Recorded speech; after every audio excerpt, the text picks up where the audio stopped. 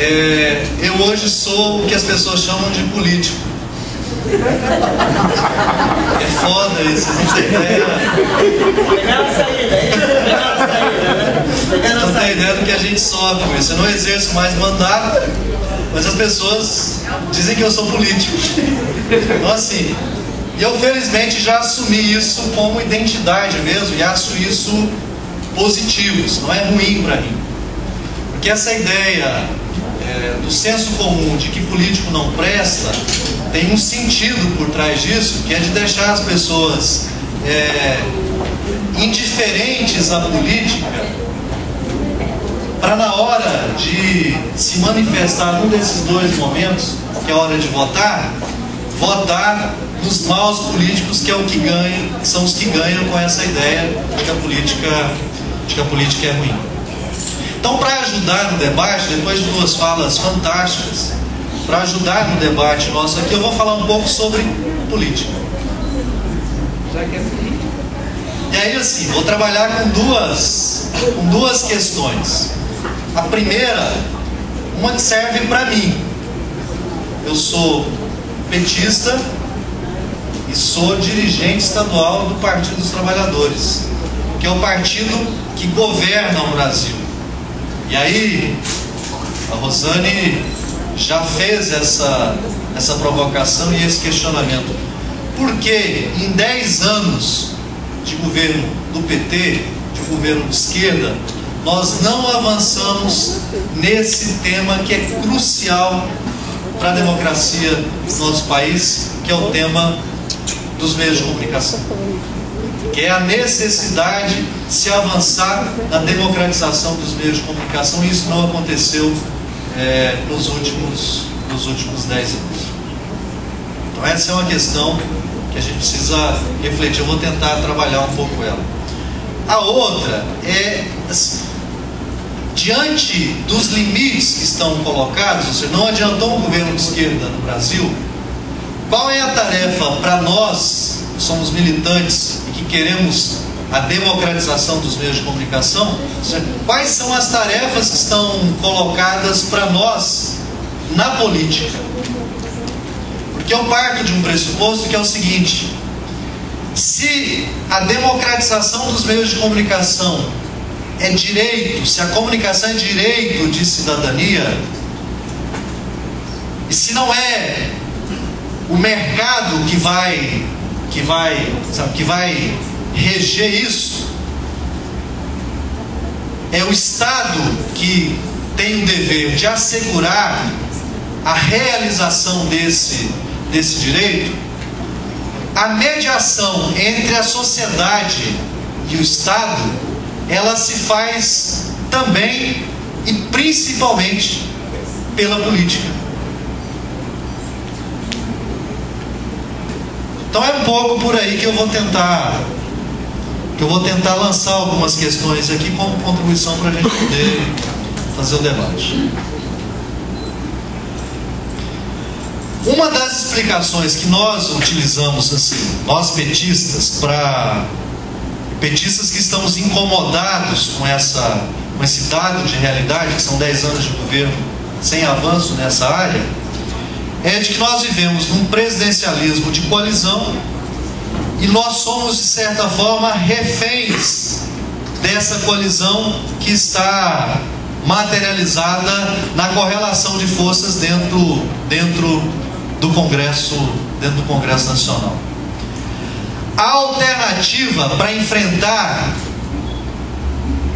este problema, que é o problema das comunicações, e outros problemas que não avançaram em 10 anos de governo petista, um outro exemplo, tá, a galera do MST aqui, Reforma Agrária, é resultado dessa correlação de forças favoráveis no Congresso.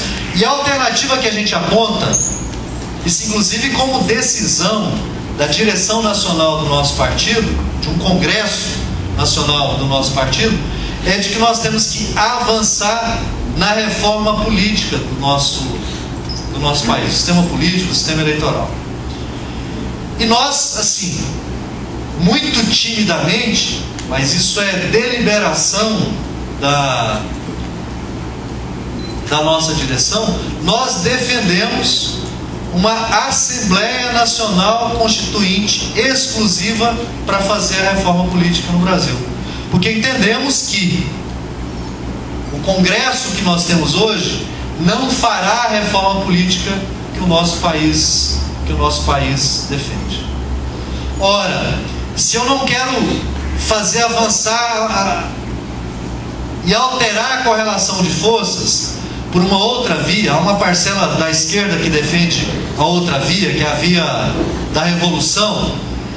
Se eu faço a defesa de avançar pela via institucional, eu faço essa defesa defendendo a reforma política, e a reforma política feita por um instrumento novo, que é uma Assembleia Nacional Constituinte, por entender que a correlação de forças que está no Congresso hoje não avança. Quando a gente faz a defesa da reforma política, a gente coloca alguns temas como temas centrais no nosso sistema político, no nosso sistema eleitoral, que precisam mudar hoje. Primeiro, financiamento público exclusivo de campanhas eleitorais. Para acabar ou para limitar ao máximo a influência do poder econômico nas eleições, nas campanhas eleitorais. Tem gente que vai dizer: opa, pera lá, eu não quero dinheiro público sendo utilizado em campanha eleitoral pelos mesmos partidos que eu condeno. E coincidentemente, a grande mídia, os meios de comunicação de massa, fazem esse discurso: não, campanha política não pode ser financiada com dinheiro público, tem que ser financiada com dinheiro privado. O Ronaldo Caiado, nos últimos dias, tem sido um dos propagadores na mídia dessa defesa lá no Congresso. Quando fala que não, nós não queremos plebiscito, vai gastar 500 milhões de reais com plebiscito, para quê? Transferir para o povo a tarefa de debater um tema complexo como é o tema da reforma política. Isso tem que ficar como tarefa nossa, do Congresso, dos deputados e dos senadores. O povo não, vai custar caro isso. Ora, como se o financiamento privado de campanhas eleitorais não tivesse raiz no público, não fosse pautado por negócios que envolvem a esfera pública. Eu disputei a prefeitura de Cuiabá no ano passado pelo PT, e eu senti na pele, de todos os sentidos, a influência que tem o poder econômico, o financiamento privado de campanha, mas que de interesse privado não tem nada. Tem interesse nos negócios públicos. E eu vou dar só um exemplo. Eu fui, mas muito assediado, é lógico que não diretamente, porque minha posição era pública, por uma certa concessionária de serviço público que opera na nossa cidade, concessionária privada, porque queriam fazer doação para a nossa campanha. Ora, por quê? Por que razão? Nós nos negamos, por qualquer caminho que fosse, receber recurso na campanha que pudesse ter esse tipo de influência. Mas movimentos para que isso acontecesse ocorreram. Financiamento privado de campanha, mas com interesse, que é o interesse daquilo que acontece na esfera pública.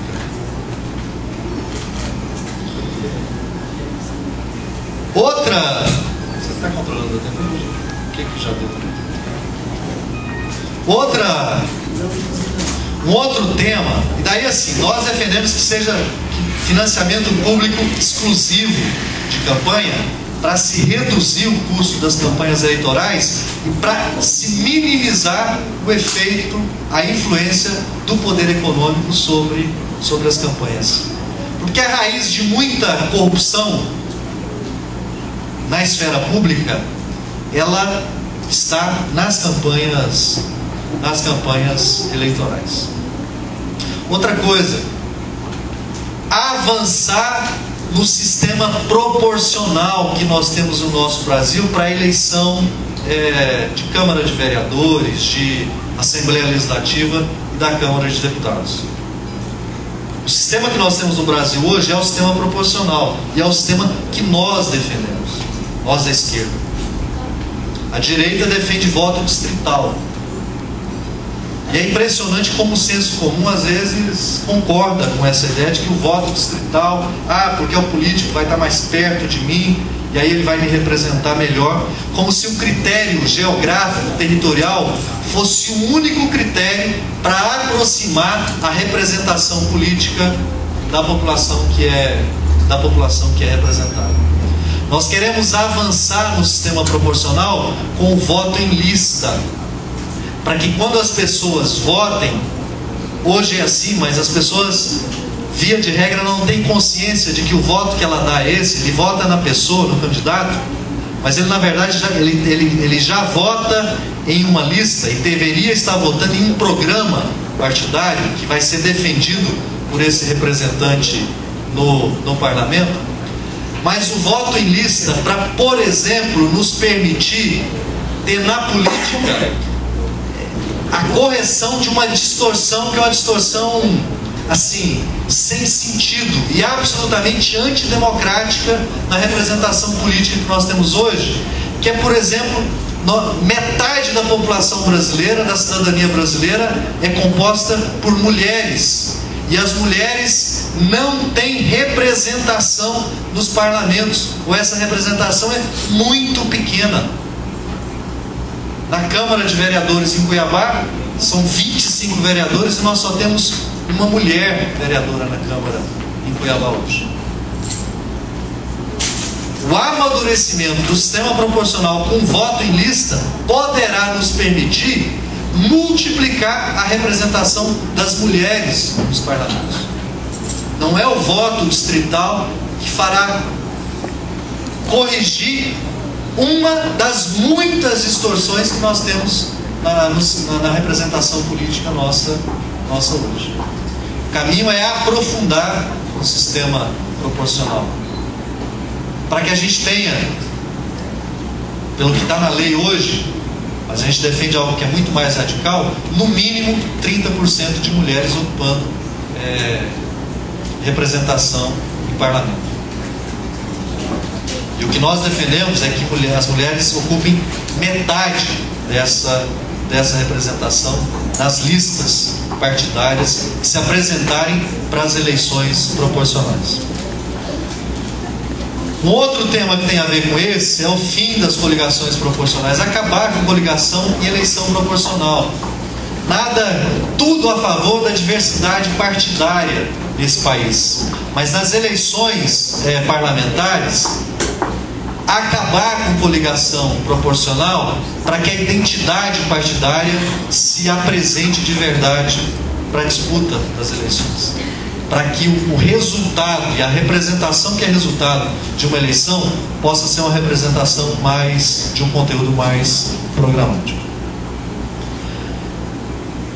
Essas são propostas assim, que são propostas que hoje, por exemplo, no debate que acontece da reforma política no Congresso, já são propostas amadurecidas, que, por exemplo, o Henrique Fontana, que é relator de uma comissão no Congresso para a reforma política, já coloca em seu relatório, mas que não faz avançar no debate no Congresso. Daí a defesa que a CUT faz, daí a defesa que nós do PT fazemos de uma Assembleia Nacional Constituinte exclusiva para a reforma política. Em 2014, nós poderemos, é a defesa que nós fazemos, votar além do voto para presidente, do voto para governador, do voto para senador, do do voto para deputado federal, do voto para deputado estadual, nós podemos votar em um deputado constituinte que vai ter a tarefa exclusiva de fazer a reforma política por meio dessa Assembleia Nacional Constituinte. Um mandato definido especificamente para essa tarefa. Porque é um instrumento por meio do qual a gente talvez consiga avançar e produzir essa alteração na correlação de forças necessária para fazer valer esse sentido de buscar a democratização dos meios de comunicação. Avançar, por exemplo, no fortalecimento de instrumentos de exercício direto de poder pela população. A lei de iniciativa popular, os referendos e os plebiscitos, que passem a ser coisa do cotidiano, do exercício da política e do exercício do poder direto pelas pessoas no nosso país, pela cidadania no nosso país. Os grandes meios de comunicação, o poder econômico, a direita conservadora no nosso país faz uma propaganda sem tamanho contra a utilização desses instrumentos, porque isso significaria transformar o Brasil numa Venezuela, de instabilidade, disso ou daquilo. Não, é o contrário. É você dar à população o direito de periodicamente se manifestar por meio desses instrumentos de exercício direto de poder. Nos 8 anos como vereador aqui em Cuiabá, sempre na oposição e quase sempre sozinho na oposição, os instrumentos que a gente utilizava para alterar a correlação de forças na Câmara e na nossa relação com o Poder Executivo em Cuiabá, sempre foram esses instrumentos. A lei de iniciativa popular, a mobilização das pessoas para mexer um pouco essa correlação de forças. Agora, avançar isso para coisas novas que a tecnologia, por exemplo, permite para a participação das pessoas. O que acontece hoje em rede social, de interação, de participação, pode ser amadurecido no nosso sistema político, no nosso sistema eleitoral, para dar poder cotidiano às pessoas. Avançar na discussão de recalque dos mandatos públicos. Tem uma proposta que eu acho fantástica, mas o Brasil acho que está longe de acumular força para fazer esse debate, que a gente acabar. Tem gente que fica dizendo fora Renan, fora Renan, fora Renan. Eu acho que a gente tinha que acabar com o Senado. A CUT defende. Ou seja, um Congresso Nacional unicameral no nosso país. Um cidadão, um voto. Para que a representação no Parlamento Nacional seja de verdade a representação da diversidade da nossa cidadania. O Senado é o centro do status quo e do conservadorismo no nosso país. Por que tem mandato de 8 anos? Por que uma parceira... Alguém precisava até fazer essa conta, mas assim, quantos ex-governadores são senadores no nosso país hoje? Quantos suplentes são senadores sem ter tido um voto? Não, o Senado é a Câmara Revisora, é a cúpula fechada. Não tem lá o Congresso lá, o projeto Neymar, a Câmara é aberta. Ou seja, é permeável à voz do povo. O Senado não, o Senado é a cúpula fechada que vem de excesso daqui, a gente segura dali da Câmara, a gente segura aqui no Senado. Vamos defender o fim do Senado no Brasil, na reforma política. Será que a direita conservadora, expressada na mídia, na grande mídia, que quer o fim da corrupção no nosso Brasil, vai topar defender essa pauta? Bom, vou ficar por aqui, gente. Obrigado.